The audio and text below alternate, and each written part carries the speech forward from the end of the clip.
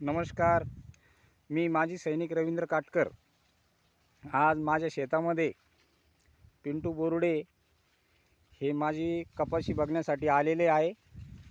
त्यांच्यासोबत BSc agree झालेले राजू रामभाऊ सानप हे पण आलेले।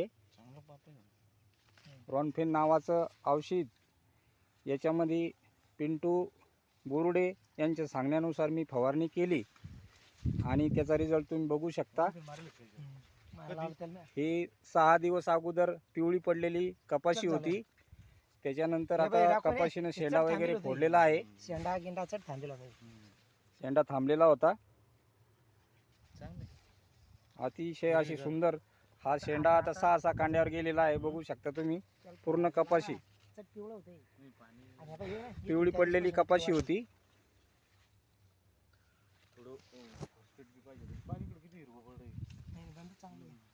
कलर आला